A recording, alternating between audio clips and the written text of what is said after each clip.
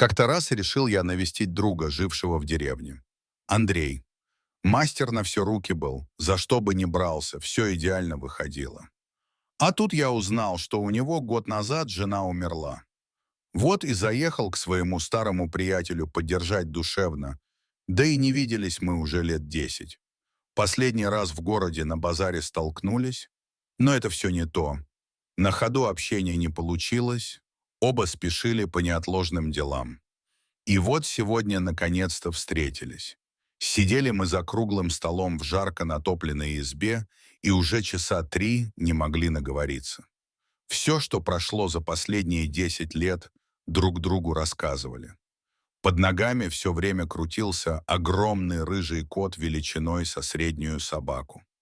Рваное ухо и шрам на всю морду выдавали его бойцовский характер. Он басом мурлыкал и терся об мои ноги, выпрашивая еду со стола. «Зря ты его пнул», — сказал Андрей. «Не люблю, когда кот трется. Я отпихнул, он не понял, опять лезет.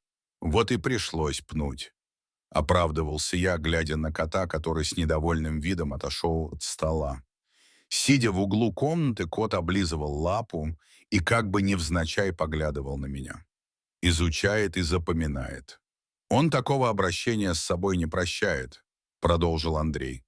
Однажды дальний родственник жены приехал погостить и вот так же отпихнул его ногой от себя.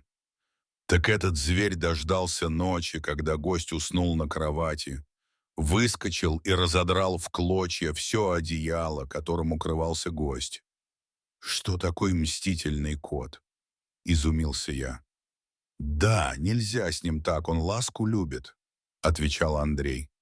«А зачем ты его держишь, такого злобного?» — спросил я.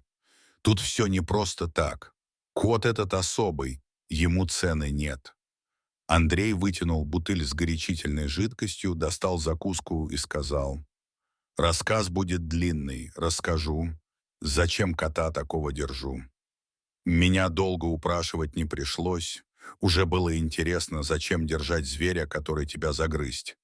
Может, если не так на него посмотреть. «Понимаешь, — начал Андрей, — один он у меня остался из всей семьи. С ним живу последний год после того, как Наташи не стало. А ведь все было у меня — жена, дом, хозяйство. Когда супруга заболела, пришлось постепенно и от коровы, и от кур избавиться. Не под силу мне одному было совсем справиться, да и за Наташей ежечасный уход был нужен. Собака давно от старости умерла. Вот и остались мы с котом вдвоем в этой избе. Но это не главное. А главное, что этот кот меня от смерти спас. Если бы не он, я бы тут сейчас не сидел. «А как же так вышло?» — поинтересовался я. «Ну, тогда надо с самого начала рассказывать. Ведь я его тоже когда-то от смерти спас. Собрался я как-то зимой на охоту, иду по лыжне через поле. Погода прекрасная, тишина кругом. Иду, наслаждаюсь, предвкушаю, как подстрелю зайца на ужин. Дома жена ждет моих лесных трофеев, и кошка Нюрка тоже в ожидании, под теплой печкой в коробке с котятами, слепыми еще. И тут вдруг слышу, как откуда-то издалека птичий гул нарастает, да все сильнее и сильнее. Обернулся, смотрю, и вправду летит небольшая воронья стая. Впереди одна ворона что-то в клюве тащит, а за ней еще десяток сородичей. Та, что первая, уронила в снег какой-то мешок, а вся остальная стая спустилась вниз. Устроили птицы на снегу драку за эту добычу. Пока одни дрались, другие пытались расклевать мешок, а из мешка душераздирающие звуки доносятся. Понял я, что кто-то живой в мешке есть. Я тут же на помощь поспешил, выстрелил разок из ружья в воздух, птицы разлетелись, а я к мешку подбежал. Открываю, а в нем котенок. Да такой маленький, такой, рыжий. Только что глазки свои открыл. Вот, думаю, хозяин бывший выкинул на помойку, а вороны тут как тут. Так что если бы я в тот день на охоту не пошел, то все. Погиб бы. Рыжий. Схватил я мешок, засунул под куртку, чтобы малыш согрелся и скорее домой. Прибежал, а жена с кошкой встречают у порога. Наташа сразу догадалась, что что-то неладно. Вот тут я ей предъявил свою рыжую находку. Она руками всплеснула от удивления и выкрикнула: «Такой рыжий, прямо как абрикос!» Наташа обработала ему раны, полученные от вороньих клювов. Ну вот и имя ему придумывать не надо. Так он и стал абрикосом. Нюрка долго обнюхивала найденыша, но, как говорится, чужих детей не бывает, и она приняла его в свою кошачью семью. Так и рос он у нее под теплым брюшком вместе с другими котятами. Когда котята подросли, мы всех раздали, а вот абрикоса решили оставить себе. Невероятной красоты вырос кот, а уж крыс и мышей гонял нещадно. Но больше всего ворон не любил, просто смертельно ненавидел этих птиц. Даже чучело на огороде можно было не ставить. Стал он главным самцом в деревне. Во всех дворах теперь рождались рыжие котята. Так мы и жили 10 лет дружной семьей. Полный комплект. Кот с кошкой, собака во дворе, корова, коза, куры и утки. Все было. Но постепенно наша семья начала редеть. Сперва по очереди не стало собаки, а потом и кошки-нюрки. А год назад Наташа слегла. Остались мы в избе втроем, я с супругой и абрикос. Кот целый день спал на печи, а ночью уходил по своим делам.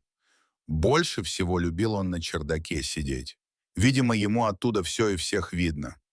Я, бывало, выйду на крыльцо, позову его, он прибежит и сразу в дом. А вот в ту ночь погода разыгралась не на шутку.